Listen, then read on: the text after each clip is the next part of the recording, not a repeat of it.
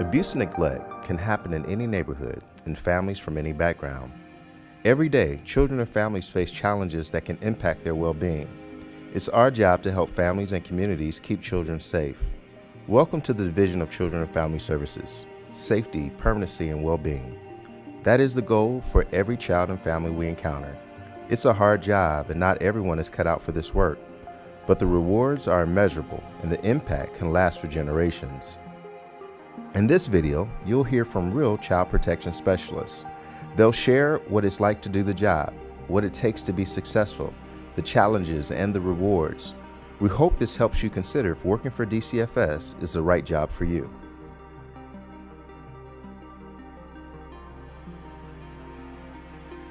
I would not recommend this job to just anybody. I think it takes a certain kind of person to be able to do what the job is asking of you. You gotta be able to put the time in, you gotta be able to put the effort in, and just have those certain traits that's gonna make you successful. If I had a chance to talk to myself right before I started this work, I would tell myself that this is going to be one of the most difficult and beautifully traumatic, chaotic experiences of your life. You know at the end of the day that you're doing something that matters, but you also have to remember that you matter too. So it's a matter of finding balance. I love my job. Some of it is very trying, and then other times it's awesome. I can't believe I'm doing this. I've changed someone's life. So what is it like to be a child protection specialist? What is a typical day? What is it like to interact with parents and children in difficult circumstances? Our workers share their experiences and advice for what makes a successful DCFS employee. Skills like communication, building trust, and engagement while being focused on safety are keys to being effective in this work. There is no such thing as a typical day at the county, especially at Children's Services. For an investigator, when the reports come in and we have no control over that, you can plan for a day, but really, if that report comes in and you have an emergency situation on your hands, you pretty much have to erase your whole schedule and rework it and go from there. It really just depends on what families need. Say a new case hits my desk first thing in the morning. The first thing I do is typically I will read the report and see what the concern is. I try to gather as much historical information as I can. It gives us an idea of the scope of what they may have been through if they have history with us. I go out by myself to a house to begin the process, to meet the family, to start the communication and gather all the information I can. There are times when the case might be a little bit sensitive, say there's a gun in the home or an emergency of active drug use. In those times we can contact law enforcement to join us, but typically it's one person, you go to the house and go for it. Nobody wants to see your badge at the door when you first get there.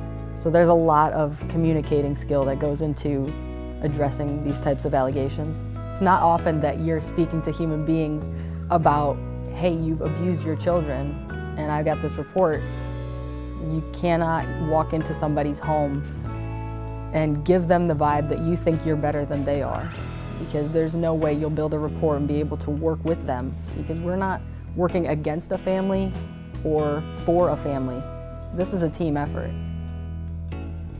Building trust, being honest, letting people know up front what you're there for, why you're there, in terms of the information that you received, the call that you received that brought you out to their home, the allegation that was made that brought you out to their home, letting them know that you're there to assess the situation and you want to hear from them. You want to hear their side of the story. You want to speak to their children if they would allow you to, and get a full picture of all the things that are going on in their home, and that you're there to help, that you're there to assist, that you do have resources that could help this family be made whole.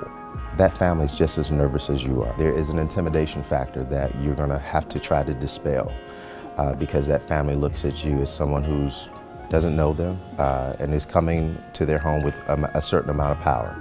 You need to be professional yet also informal, because if you keep things formal, it's intimidating, it's scary. They don't know what you're after. So when they see you're an actual person, just like them, that you can sit and laugh, that you can make mistakes.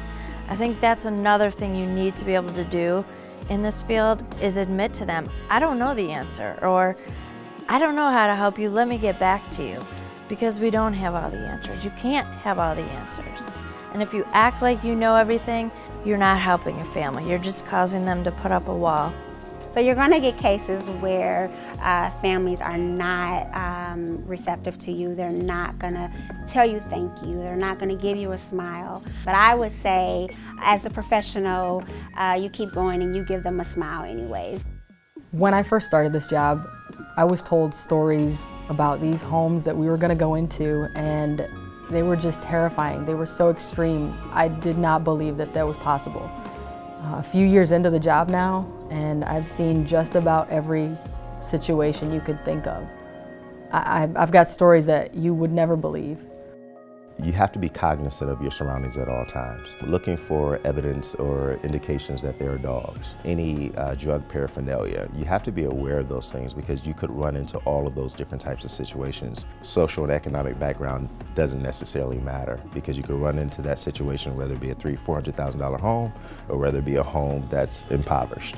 I always caution my co-workers not to just sit in your car, whether you're on your phone or in your iPad or whatever you're doing to prepare. You don't want to just sit in front of houses. It causes people to be suspicious. And then also it gives people an opportunity to just kind of look and focus on you.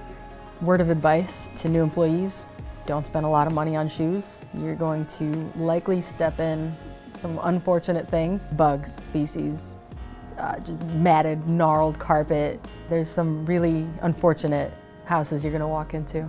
Also, invest in Febreze. Several families I've walked into their homes, they smoke. It's their home, they're allowed to do that. It gets in every fiber of your being. Air fresheners, bed bug spray for your pants. They make it available to have the shoe coverings if you're going into a home with bed bugs. You cannot at any point just refuse to go into a home though. So you just have to grin and bear it. When you first encounter a family, be mindful that things aren't always what they appear. Avoiding personal bias, developing cultural awareness, active listening, and seeking out other perspectives is important. You don't want your own personal biases to cause a child to be disrupted from an environment where they clearly love their parents, where they're getting their basic needs, and the family just needs some help.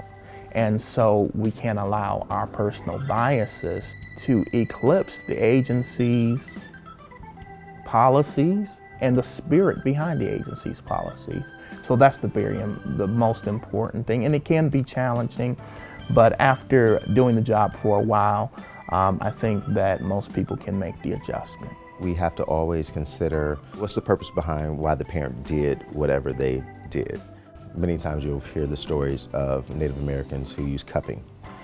So cupping is a technique that's used to heal certain ailments, and it's a bottle and there's heat and it leaves these marks. The funny thing about it is now we have our Olympic swimmers using it all the time, and they run around with these little red marks, whereas before we were thinking our children were being abused, but it was a type of technique that was used to heal ailments, and we found out that it actually works now. When it comes to cultural things that we're not aware of or we're not sure of, it's going to be important to find out and talk to those people who are better versed at those situations. I think a lot of times families don't want to admit they need help, and there are a lot of situations recently where families just need utilities or need food, need access to food, and don't know the proper protocol. They don't know how to ask for it or where to go. While we always try to keep a family together, sometimes that just isn't possible or safe. Making the decision to remove a child can be difficult for everyone involved. Removing a child for the first time in your career is the scariest thing you will ever imagine. You have to be as compassionate as possible and still get your job done to ensure that your child is safe. When you have to take custody of a child and remove them from the home, it's very difficult. Obviously, there's a lot of emotions. You know, the parent's crying, the child's crying, you know, even though no matter what the parent has done, I've noticed that children still have that bond, and that's still their parent. and you're taking them away from that parent. A lot of times they haven't known you that long. They don't know where they're going, they're scared. So you have to kind of explain what's happening in an age-appropriate way, you know, comfort them the best that you can. It's very difficult because you're breaking up a family unit. You're not only taking them from their parents, but their pets, sometimes siblings if they can't all be placed together, sometimes their school district and their home. So in regards to the process, we have a team decision-making meeting for each and every removal of a child.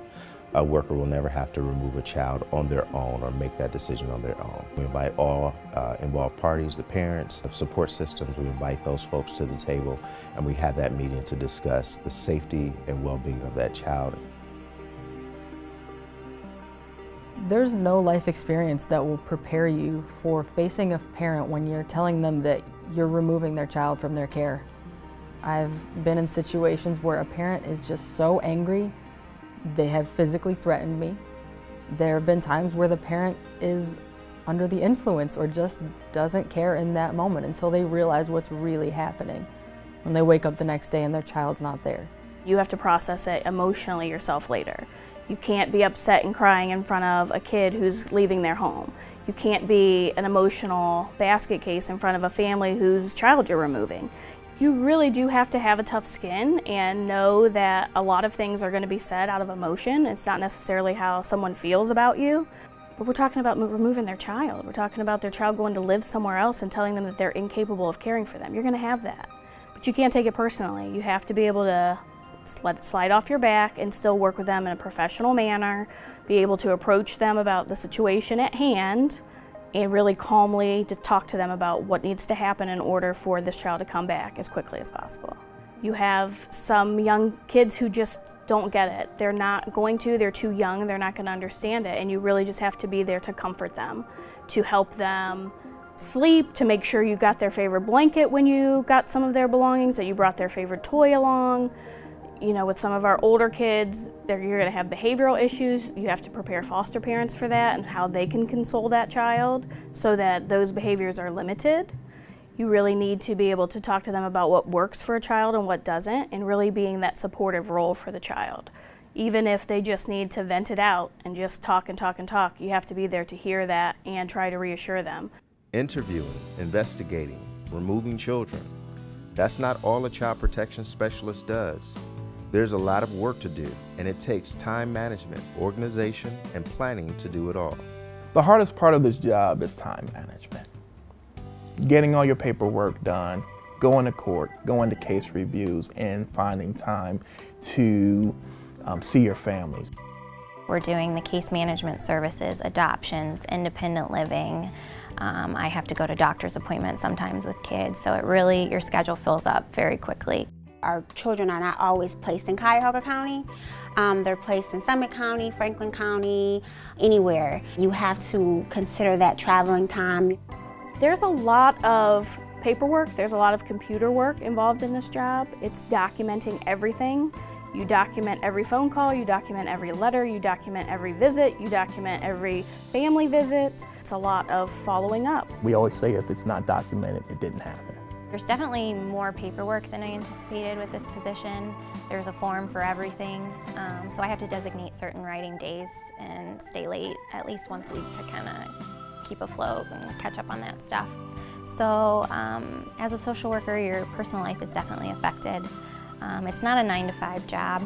I'm 8:30 to 4:30, but I can't remember the last time that my day ended at 4:30. You know, it kind of stems beyond that. You could have concert tickets on a Friday night and something come up on your caseload, and that now becomes your Friday night plans. So just having the flexibility, you know, that you're gonna have to stay late sometimes, you're gonna have to stay late to catch up on paperwork, things are gonna happen, you know, just as, you know, your life continues after 4:30 p.m., so does your clients' lives and their needs. Dealing with the emotions and workload of being a child protection specialist does have a personal impact on workers. From stress and long hours, you have to find a way to manage your personal well-being. When I started this job, I was not really prepared for coping with the level of stress that I was going to take home. It really affected personal relationships. My physical health deteriorated. I was putting everyone else before myself. I realized very quickly that You have to have a mentality of take care of yourself, otherwise you'll be no good to anyone else. I think social work has got to be one of the occupations with the higher levels of stress, because these are people's lives. There's been a lot of sleepless nights. There's been a lot of anxiety and worry, and you bring it home. You really have to have an outlet of some sort, whether it's going to a gym or making sure you make time on the weekends to hang out with your significant other or your family, or doing yoga. Whatever it is, you have to have time for yourself in order to be able to come in 5 days a week, sometimes 6 days a week, and deal with some of the stuff that we see. The county is very supportive in helping deal with stress. Me in particular, I know I can go to my supervisor, senior manager, if I need to debrief or just kind of process everything going on. We have certain initiatives in the county that we can reach out to if we need another person in the county to talk to, because we do experience a lot of secondary trauma in our position. Despite the long hours, stressful work, and emotional situations, there's a great reward to doing this very important work. The lasting impact on the lives of children and families is immeasurable. The biggest reward from this job is knowing that you kept a child safe and that you've been able to help a family become healthy and whole. I've had kids come back years later and say, I really gave you a hard time, but if it wasn't for you giving me a hard time back, I never would have been where I'm at. You don't always get a thank you. It is a thankless job a lot of times. If you're a person who's going in and needs recognition for every little thing you do, this is not the job for you, because you're not always going to get it. Just knowing in your heart, okay, I made a difference. There are some key attributes we look for in employees to be effective child protection specialists. Things like adaptability, building trust, communication, conflict management, continuous learning, cultural competence and inclusivity, client-family focus, decision-making, problem-solving, facilitating change, planning and organizing, stress tolerance, teamwork and collaboration, technical, professional knowledge and skills, work standards. My perception of working at Children's Services was that everything was going to follow a certain protocol. It would be easy, you either yes or no, you solve the issue, you remove the kid, you don't remove the kid, you move the case on. However, after being here, it's a lot messier. It's not that idealistic. It's very complex, very, very complex. You know, I went into this thinking I was going to wave my magic wand and change all these families, but even though I've, made a difference in a lot of families, I feel like I've changed as a person as well, and I'm very thankful for the experience.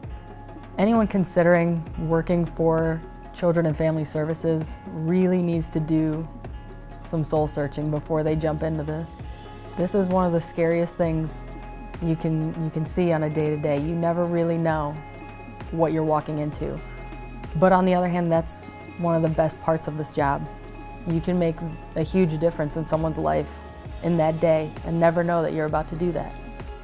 They have to be open, they have to be accepting of changes, they have to be willing to set their stuff aside to work with the unit at this point, because eventually they're going to need someone's help too, so then that gets reciprocated. As far as traits for this job, definitely honesty, communication, and I feel like my style of social work has benefited me. I don't go in judgmental and ripping the family apart. I like to also focus on their strengths and build off of those. You need to be observant. We're constantly assessing safety. You need to make sure you're aware of your surroundings and everything going on, and just be willing to put in the work that needs to be done. An ideal candidate to be an investigative worker with Children's Services is somebody that can communicate smoothly without an air of arrogance or entitlement to their tone, because every family, regardless of an allegation that comes in, deserves the same amount of respect. Empathy, and not just being an articulate communicator, but being a flexible communicator, being able to be adaptive to others' communication styles, and then also cultural sensitivity. So this job is not for everybody. This job is for someone who is intent on helping people, on trying to keep families together. If you are an emotional person, an overly emotional person, it's not the job for you. If you're going to take things personally when people say bad things to you, because it's going to happen all the time, it's not the job for you. I look for the ability to critically think. You've got to be able to take all these pieces and parts that are going on, everything that you're hearing from the collaterals, from the parents, from the children, from other workers, from your supervisor. You've got to be able to take all those pieces and parts and critically think about, how am I going to best serve this family? Have I assessed the situation as much as possible to make the best decision about this family, to make this best decision about this child? I guess I would just want potential employees to know, don't do this if you're just looking for a paycheck, because these are people's lives and they need a worker who's going to put in the extra effort and have the passion behind it. I think it's important to have the passion to help children and families. As a new worker, be ready for a challenge, be ready for the unexpected, but at the same time, be ready to be successful, be ready to learn, and be ready to help children and families. Being a child protection specialist is a tough job, and not everyone is cut out for this work. But if you have the skills, the passion, the work ethic, the rewards can be amazing. You can help keep children safe, provide permanency and well-being, and stabilize families. Your work could have an impact on our community and on families for generations. If you have what it takes, we need you. Visit our website at cfs.cuyahoga county.us for more information and to apply.